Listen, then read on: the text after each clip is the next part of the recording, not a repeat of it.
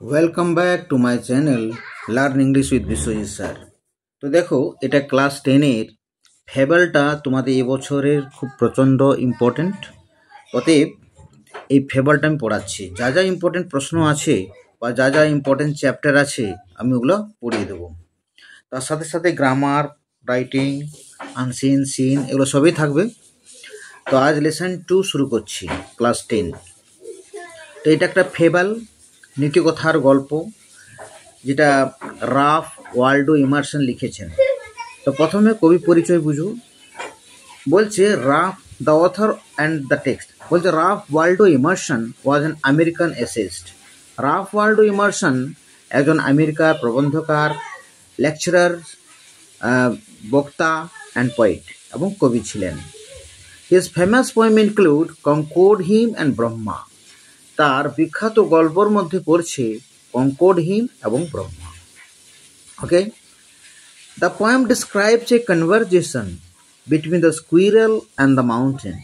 এই কবিতাটি কাঠবিড়ালি এবং পাহাড়ের মধ্যে কথোপকথনটাকে বর্ণনা করে।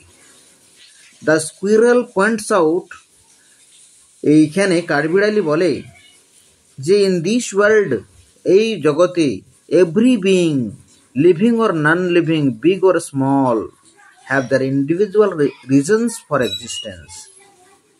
এই পৃথিবীতে, এই জগতে প্রত্যেকটা জীবিত অস্তিত্ব বা মৃত জিনিস, বড় হোক কিংবা ছোট, তাদের প্রত্যেকটারই থাকার একটা ব্যক্তিগত কারণ রয়েছে। তো এখানে একটা স্কুইরাল নেতিবাচক কথাটি বলেছেন। তো দেখো, এইখানে পাহাড় আর স্কুইরালের মধ্যে কিভাবে কথোপকথন হচ্ছে। উভয় পক্ষেই নিজের নিজের জায়গায় ঠিক আছে। তো এখানে দেখো কি বলছে, the mountain and the squirrel. Okay, বলছে the mountain and the squirrel had a quarrel. বলছে পর্বত এবং কাঠবিড়ালির মধ্যে ঝগড়া হলো। And the former called the latter little prig. Former means এখানে মাউন্টেন।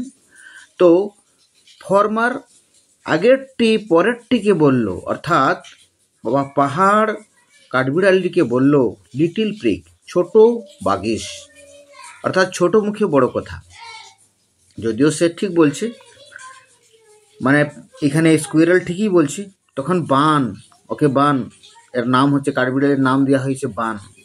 বান উত্তর দিল, you are doubtless very big. তুমি নিঃসন্দেহ খুব বড়, এতে অমান্য করা যায় না। But all sorts of things and weather must be taken in together to make up a ইয়ার।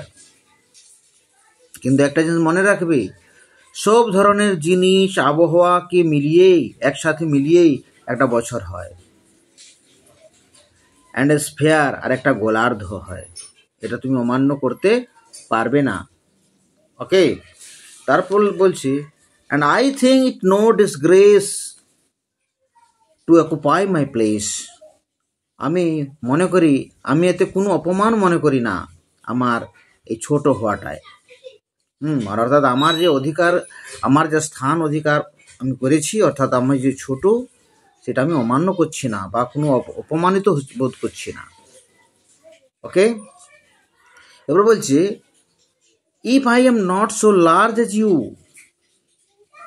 এখানে একটা শর্ত বলেছে, যদি আমি তোমার মতন বড় না হতে পারি, you are not so small as I, তাহলে তুমিও আমার মতো অতটা ছোট হতে পারবে না। অর্থাৎ তুমিও আমার মতো ছোট নও।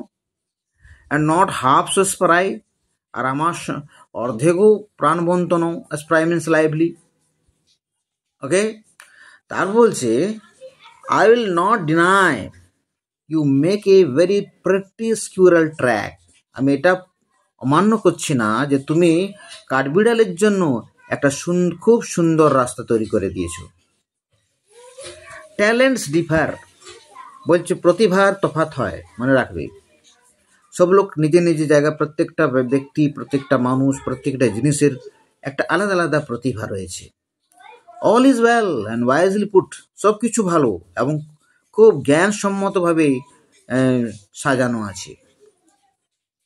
If I cannot carry forest on my back, যদি আমি আমার পিঠে জঙ্গল বহন করতে না পারি, তাহলে neither can you crack a nut, তো তুমিও আমার মতো নাট মানে সুপারি, বাদাম ভাঙতে পারবে না। অর্থাৎ আমি যে কাজটা করব সেটা তুমি পারবে না, তুমি যে কাজটা করবে সেটা আমি পারবো না। অতএব প্রত্যেকেরই এই পৃথিবীতে থাকাটা জরুরি এবং প্রত্যেকেরই একটা থাকার নিজস্ব অস্তিত্ব রয়েছে। খুব ভালো, এটা একটা খুব ভালো কবিতা।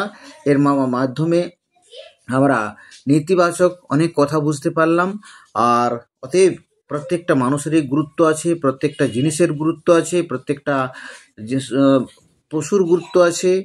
অতএব এই জগতে সবারই দরকার এই পৃথিবীর ভারসাম্য বজায় রাখার জন্য। এই কবিতার মাধ্যমে আমরা এটুকুই শিখলাম। Thank you very much for watching my video. Okay.